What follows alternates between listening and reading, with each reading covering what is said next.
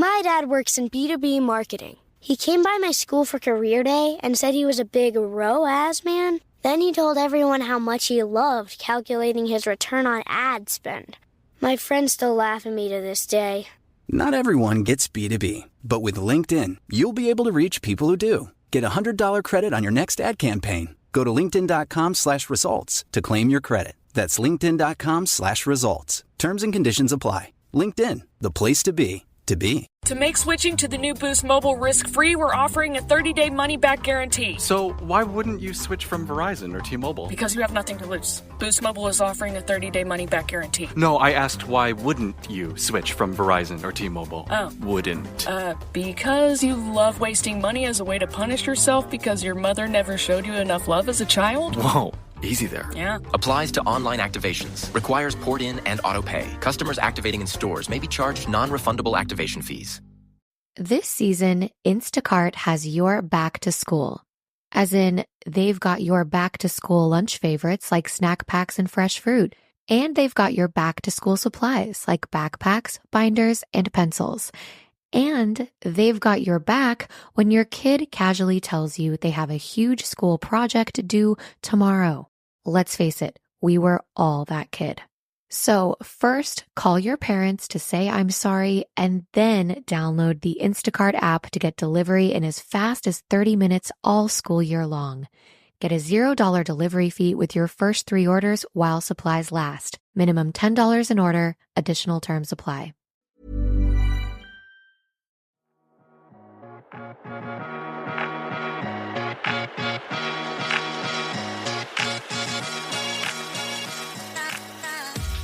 Welcome back to the D-List Diaries. I'm Nicole. I'm Gina. And I'm Kirsten. We had so much fun last week recording our first episode, so thank you to those who listened. And if this is your first time tuning in with us, then welcome to the D-List Diaries, your weekly dose of life after being on a reality TV show. Last week we covered our experiences becoming what I like to call moderately recognizable and barely scratched the surface on all of the behind-the-scenes stories from our season of Married at First Sight. But today, we're going to talk about our twist on the elephant in the room that we fondly refer to as dinosaurs. Our dinosaurs are the big, uncomfortable situations you saw throughout our season that really kept the internet on its toes. I mean, who knew that jokingly asking your new stranger husband if he loves you during your first week of marriage would turn into such a cringe moment? But apparently everyone but me did, so there's that. That's why we're calling today's episode The Dinosaur in the Room, because we're going to talk about those big problematic situations and give you a little inside information on what really happened behind the scenes. But as much as I love to hear my own voice, this is a group podcast, so why don't we have Kirsten kick this one off, since she was in the hot seat for a lot of our season and had a few memorable moments that I'm sure you guys are dying to hear more info on. I mean, I had so many dinosaurs, honestly. I feel like I had a dinosaur every episode up until like the last couple of episodes when they start rolling out the receipts. When they're like, oh, it's actually not Kirsten. I'm like, yeah, show the receipts, because I'm opening up. Like, I am trying to put forth the effort and be supportive.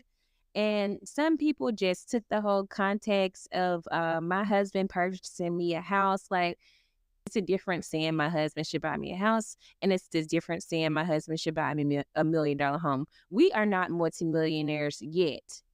But where we are in life right now, if we were to still be married, like I even told him, listen, I have money saved up. I can help put down a down payment if we had to do that. I am a real estate agent, so I know what it takes to purchase a home. So let's be realistic here. Like, don't make me seem like I'm just being queen bee, even though I can be queen bee sometimes.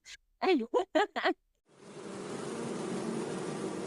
definitely would say like that was one of the biggest topics. I mean, it went crazy on the internet, y'all. I was so nervous. Like, my friends were calling me, celebrities were commenting. Like, it went viral on several people's pages. I was like, I'm not looking at that. And then come to find out, some people, men and women, it just depends on how you want your relationship to be in your household, right? So some women, they were backing me, and some men too. They're like, I'm a man. Of course, I'm going to provide a house for my wife. Like, I'm like, yes, husbands out there. Yes, do that. But I mean, it just depends. If you're working together and if you're coming up together and you're both willing to sow into one another, yes, then meet each other 50-50. You know, both of you guys put forth the effort to purchase you a home or reach your goals together, whatever it is. I also think the whole situation was misleading because you were having this conversation at a $3 million plus house, if I remember correctly, because you were there for work as a real estate agent. It's not like you were telling Shaq, you have to buy me this house in this moment. It's over $3 million and I need it now. I don't care what our financial situation is. But that's the way it came across. So unfortunately, I do agree that this is a big dinosaur moment for you. But anyone who knows you knows that you're a hard worker, you have your own money, and you're not expecting anyone to do anything that's completely out of the norm or realm of possibility. I would say that was one of the biggest dinosaurs. And I would also say, like at the very beginning, another big dinosaur for me was just letting down my guard and not seeming so closed off. But honestly, when you're in that type of pressure cooker and you're in an accelerated experiment as far as marriage, who wouldn't want to see who these people are, who my husband is, what kind of subjects are we going to be discussing? Like, a million people in the world are watching you. That is mind blowing, honestly, to be in that situation. So some people also saw it from my perspective, like, okay, she just married a stranger. I can understand why it's taking her a while to warm up to him, why it's taking her a while to warm up to Pastor Cal and Dr. Pepper and Devon Franklin, whoever else. I mean, it's still real life for us, and y'all can attest to this. For us, we're going through this in real life, but other people are watching it on television. So they're not in the room with us when the cameras are being pointed at us, and sometimes things get uncomfortable or sometimes topics get heated. They're not there. So it's also a little bit more stressful to kind of address those dinosaurs in the moment because you're so mentally drained. If you're filming all day and you're still trying to get to know your partner and you can hardly grasp what's all going on at one time, you're like, what is going on in my life right now? And you're still trying to balance your outside life and time with your family and conversations with your friends. And then sometimes I didn't even have the mental capacity to talk about anything after we were done having our sessions, whether it was our group dining, whether it was our one-on-ones. Like, I'm like, good grief, this is stressful and overwhelming. Jesus, help me. Well, I was going to tag on that too because, you said it took a long time. Like it just takes a long time. It really didn't take a long time. What we did was a very quick process. And so in the eyes of America, when they're watching, to them it feels like a long time. Like, oh, they're already acting like that. Well, they're already on their honeymoon and this and that, or they've already moved in together, and they don't realize that like that happened for us in legitimately like 7 days. Like we pack so much filming into one day that it looks like, for the general public, they're watching, right? Like they're watching 5 to 8 weeks. And so for them, they're thinking this has been a long time, right? For us, it's like those 5 to 8 episodes were truly the first like week to week and a half of us meeting each other. And so the timeline for them is so much different than us. And it's like we're trying the best we can. But, like mine was obviously Gingergate and the big situation revolving around physical attraction. And we'll dive into that in a bit. But it's like that conversation for Clint and I were like on day 3 of us hanging out. And it was a very like, I don't want to say directed conversation, but so many, you guys know, so many of the conversations, when people ask me, like, is it scripted? I say, no, it's not scripted, but it is definitely prompted. For me, it's like the redhead situation. They're like, well, what do you mean by redhead? So they asked me several times, like, so are you really attracted to people with red hair or what, guys with red hair? And I'm like, I mean, I'm not unattracted. Like my ex-boyfriend had a big red beard. When I said that, they're like, well, what do you mean by like red hair? And so, of course, I'm like, how do people not know what red hair, like, I guess gingery, like, I'm trying to pull out every word that I can use. And so it's like, well, gingery features, like, I don't really know. And so they see a little snippet of what's a 2-hour long conversation of you like prodding the exact same question over and over and over until you get the right type of response. I really feel like that was so intense on our honeymoon.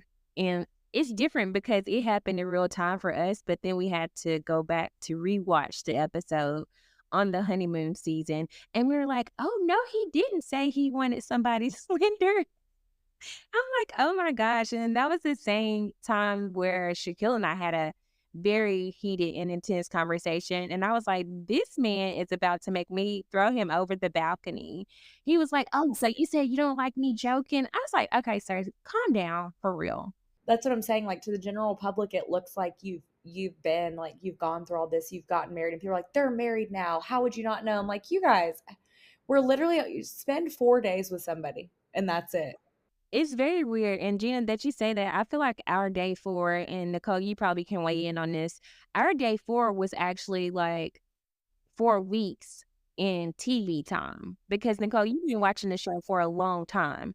So you know, like, the timeline and what typically happens. And then also, now that you've been on the show, you can kind of like talk more about that as far as like your experience with Chris and like the intense times that you guys had. Um, you probably can go on and on about that, I'm sure. Well, I do feel like Chris and I had an opposite experience from everyone, where you guys were a little slower to get to know each other, where Chris and I went in hyperspeed because obviously we had different feelings about each other than you guys had with your husbands. But I feel like he and I were so into each other so fast, and it was the opposite, where people were like, why don't they open up? And, why are they being guarded or calling each other names or whatever? But with us, it's like, why are they so into each other? Why is she asking if he loves her? And it feels like you have to pick an extreme. Like, you're not allowed to go through this experience and just take it in and exist day by day. It's like, either you love each other or you hate each other, and you have to pick that lane, and you could switch lanes. But I feel like with Chris and I, like, on our honeymoon, we had so many intense conversations that I will say I'm very grateful we had, because I don't think we would have had those maybe ever, but definitely not at that stage if we met in a regular situation. And I'm happy that those were out of the way, and we both got to see how the other person handled talking about those topics. But for us, that was like, we had the conversation about my toxic, abusive ex-boyfriend on the first, like, we got to the honeymoon suite, and I remember our producer was like, do you guys want to put your feet in the bathtub and eat grapes? I said, no, that's strange. I don't know if you guys even remember this, but we didn't have like a real shower. We had a little hose basically and a giant, massive bathtub. Like, this is not awkward at all for a new couple. So they wanted us to put our feet in, and instead, we just sat on the bed and talked about our past relationships. So I'm hysterically crying, sharing something I have not shared with 90% of people in my life. And I'm doing this on the first minute we're in our honeymoon suite on TV. And, for me, that being day one, that really set the tone for our relationship. But to your point, Kirsten, that was probably like episode 4. Yeah. And I do appreciate you, Nicole, for being so brave and opening up to Chris. Like, I love to watch you guys' love story unfold. I was like almost in tears, and I think I did cry one episode when you were talking. I'm like, oh my gosh, I can't believe she had to go through that. Like, I'm over here in tears. I'm like, that's why I love Nicole. You're just open and loving and so caring. So I definitely enjoy watching you and Chris just be in love with each other. Well, normally I'm not like this at all, truthfully, but I told myself if I was going through this experience, I was going to do it to the extreme, because I did not want to get to decision day and feel like there were things that I had left unsaid or questions I didn't ask, because I didn't want to go into decision day not knowing, like, not being firm on my decision. So I figured the worst that happens is I share all of these emotions, and I get publicly shamed and I get my heart broken. But you know what? I've done that many times over the years without the public shame. What's another step of humiliation? So there really was no negative for me, and I could only see the positives of just being fully out there. And it was also kind of a test. It's like, if he can handle all of my craziness in the beginning, then when I even out a little bit, he's going to be like, wow, I like this side of her personality. This is a treat. So he passed the test, and it really is just crazy watching it back, because for us, we still didn't know each other, but for everyone else, they've seen all of this background information and seen weeks and weeks of footage, and they're invested. And I'm like, I barely remember this man's name, and I'm having these moments. So I totally hear what you're saying about having these interactions when you still don't even know the person, but the people watching feel like it's been so much longer, because for them, it's been, weeks and weeks of viewing.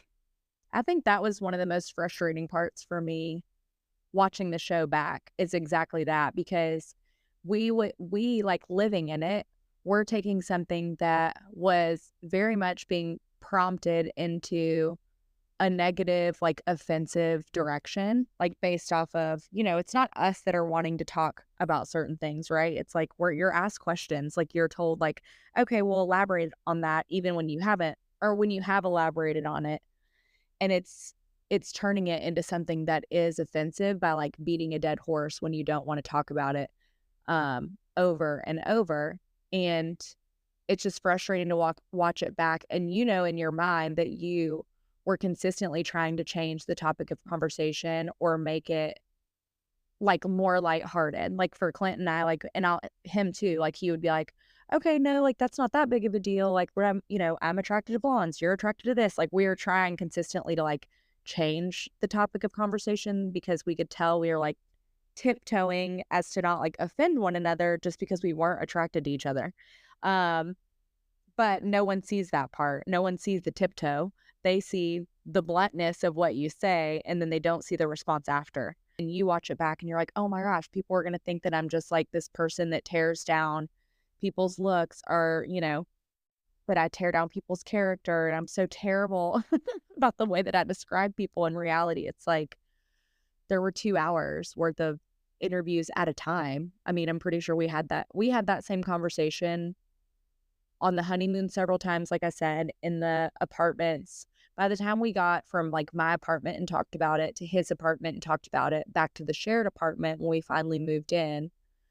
And that's part of the reason I didn't want to move in, because they kept making us have the same conversation. It was so uncomfortable that we just wanted to like have fun together. And we're like, we've known each other for 1 week and we haven't even done anything fun, because all we get to do is sit down and talk about like, are you guys attracted to one another? And if you've already said you're not, so why? Like, let's elaborate. And at what point is that not going to be offensive? The new Boost Mobile network is offering unlimited talk, text, and data for just $25 a month for life. That sounds like a threat. Then how do you think we should say it? Unlimited talk, text, and data for just $25 a month for the rest of your life? I don't know. Until your ultimate demise. What if we just say forever? Okay. $25 a month, forever. Get unlimited talk, text, and data for just $25 a month with Boost Mobile forever. After 30 gigabytes, customers may experience slower speeds. Customers will pay $25 a month as long as they remain active on the Boost Unlimited plan. My dad works in B2B marketing. He came by my school for career day and said he was a big ROAS man. Then he told everyone how much he loved calculating his return on ad spend. My friends still laugh at me to this day. Not everyone gets B2B, but with LinkedIn, you'll be able to reach people who do. Get a $100 credit on your next ad campaign. Go to linkedin.com/results to claim your credit. That's linkedin.com/results. Terms and conditions apply. LinkedIn, the place to be, to be. And it's also okay to say, like, you're allowed to say you're not attracted to someone. It's a different conversation if you're frequently bashing their looks or saying they're not attractive in general, but it's very different to say, when I first saw someone, I was not attracted to them, or they're not someone I would normally find attractive. And in a quote-unquote normal situation, like, you wouldn't tell your partner exactly which of their physical features you're attracted to or not attracted to. And if you did, you probably wouldn't say it in the first week of knowing each other. But here you were not in a normal situation and you had to keep bringing it up over and over and over. That's also nerve-wracking because it's like, who wants to continue to harp on that topic? Because once I was done harping on it, I'm like, okay, we can find something. It's so much we can discuss. Yeah, let's find another topic to talk about. Sometimes I'm such an honest person and I don't know how to sugarcoat things. And I'm just like very direct and transparent sometimes. And they're like, okay, so how did you feel? As far as attraction, when you first saw Shaquille, I was like, yeah, I wasn't really attracted to him. Shaquille was like, dang. I'm not saying that he is not attractive. I'm saying that I am not attracted to him.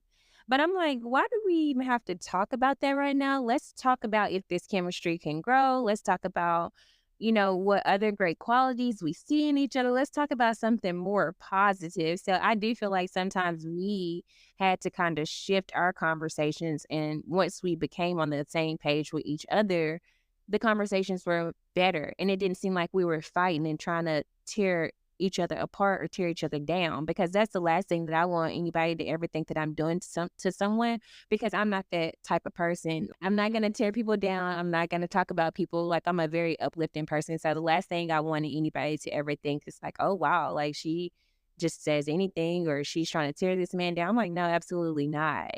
So I can definitely see how some people are just not attracted to other people, but that doesn't mean that that person is unattractive.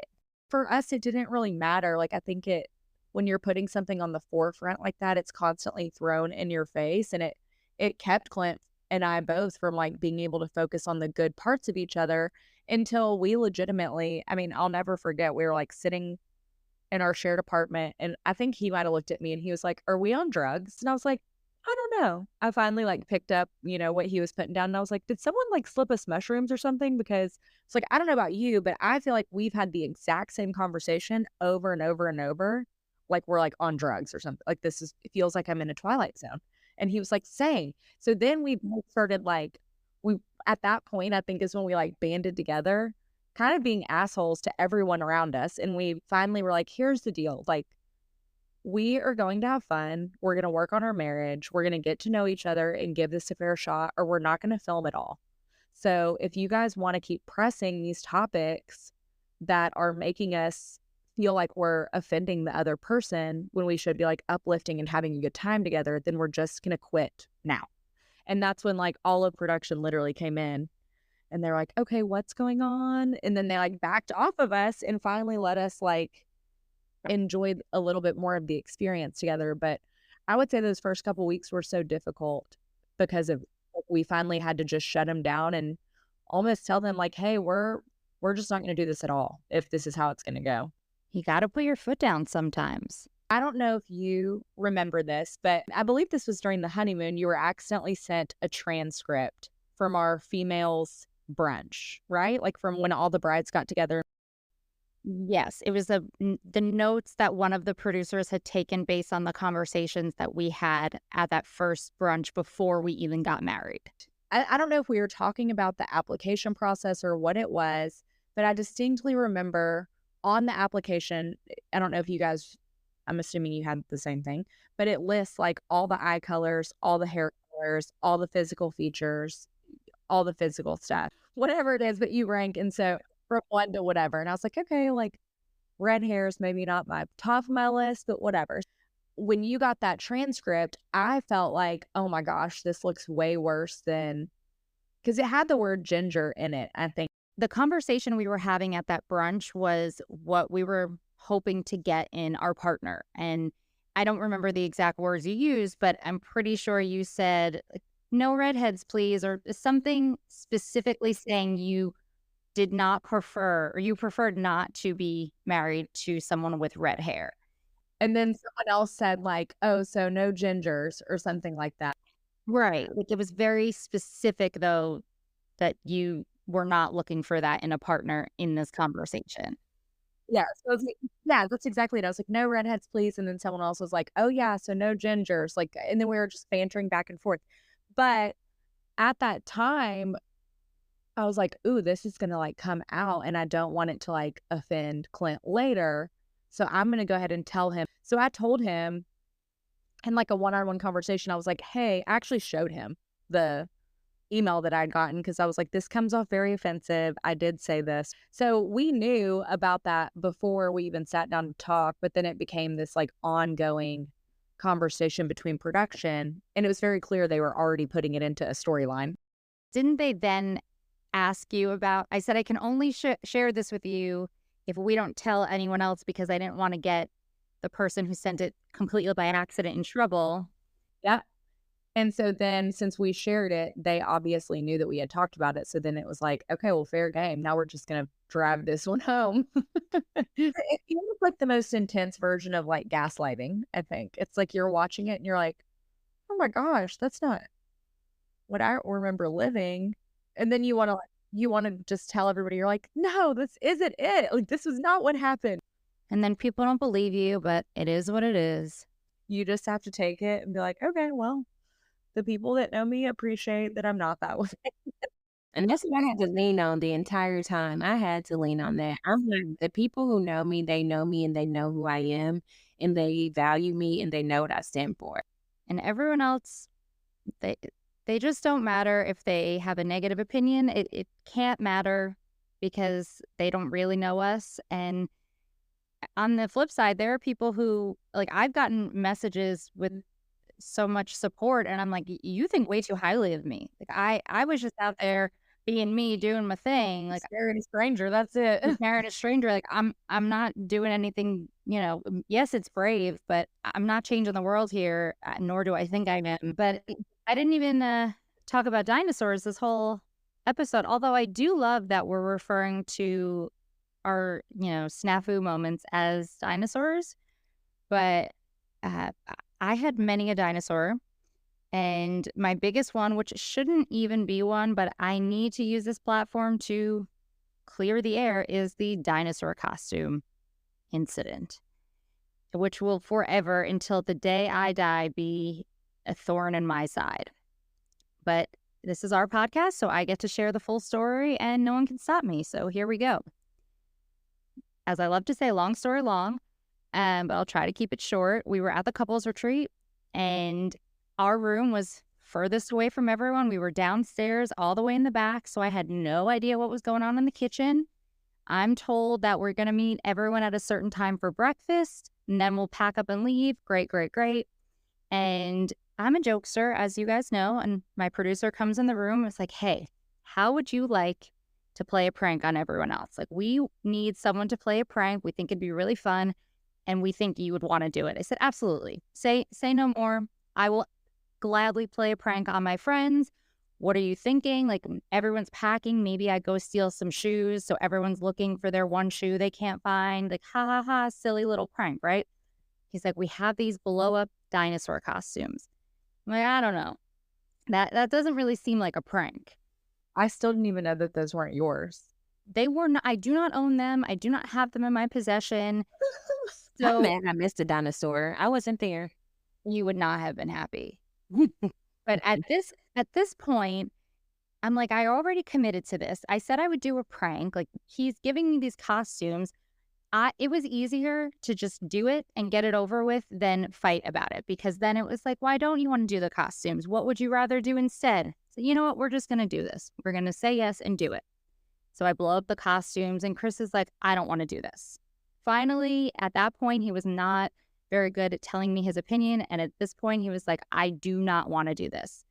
And I said, I understand, but either we do this or we have to talk about why we don't want to do this, which sounds way more painful than just doing it. So we blow up the costumes. We go upstairs thinking everyone's going to be in their rooms packing. It's going to be silly. We go upstairs and everyone is making breakfast, which apparently Chris was supposed to be there helping with. Everyone is waiting on us. Everyone's annoyed and wants to go home. And I have to commit to it, right? Like, I can't just show up in a blow-up dinosaur costume and not put my full effort. So I'm making dinosaur noises. I'm giving out hugs. I'm pretending to eat the bread and the bagels as a dinosaur because I put my whole heart and soul into things I say yes to. And I really didn't think it was that big of a deal until later on when I found out that we were holding everyone up. And Obviously, Chris was unhappy about it, and he made that very known, but it was not something that I came up with. I do not own these costumes. I would not have done it had I known everyone was waiting on us, because we all wanted to get the heck out of there. And I feel that I need to constantly apologize to the world for it, even though it was something I didn't even want to do. But it taught me a valuable lesson that if you don't want to do something, even if it's easier to do it, don't do it.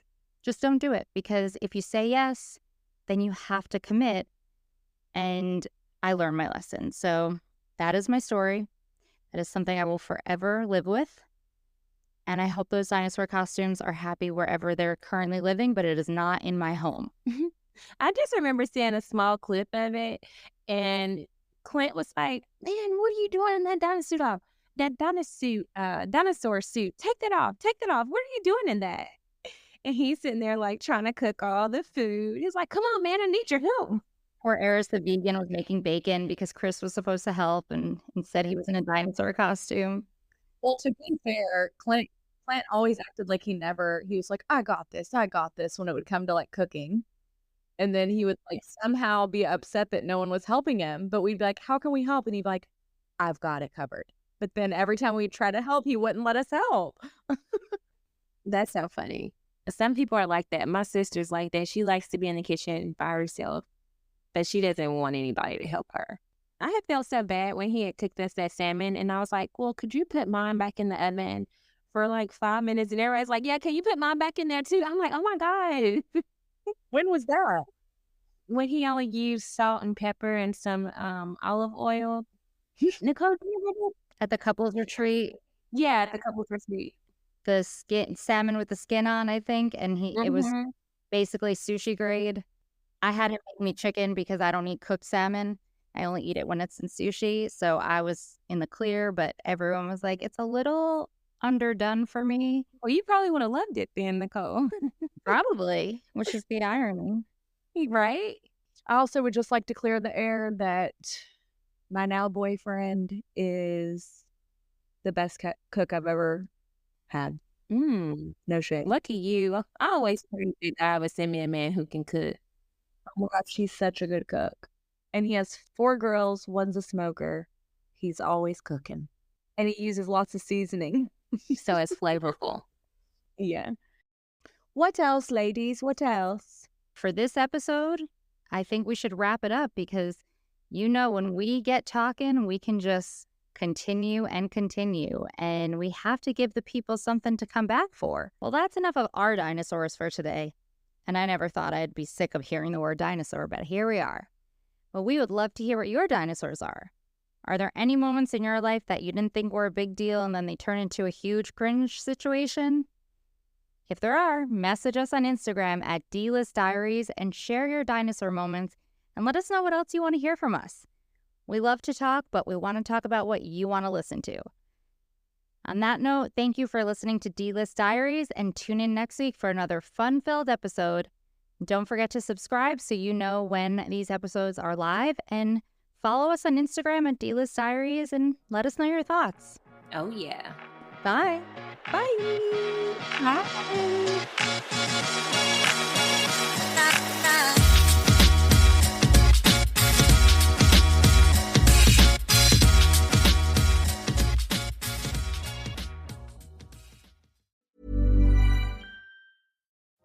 There are some football feelings you can only get with BetMGM Sportsbook. That's right. Not just the highs, the O's, or the no-no-nos. It's the feeling that comes with being taken care of every down of the football season. The feeling that comes with getting MGM Rewards benefits or earning bonus bets. So, whether you're drawing up a same-game parlay in your playbook or betting the over on your favorite team, the BetMGM app is the best place to bet on football. You only get that feeling at BetMGM, the sportsbook born in Vegas, now live across the DMV. BetMGM and GameSense remind you to play responsibly. See BetMGM.com for terms. 21 plus only, DC only, subject to eligibility requirements. Gambling problem? Call 1-800-GAMBLER. At the UPS Store, we ensure your small biz stands out with a variety of high-quality paper stock options, banners, posters, brochures, and more. Most locations are independently owned. Product services, pricing, and hours of operation may vary. See Center for details. The UPS Store. Be unstoppable. Come into your local store today and get your print on.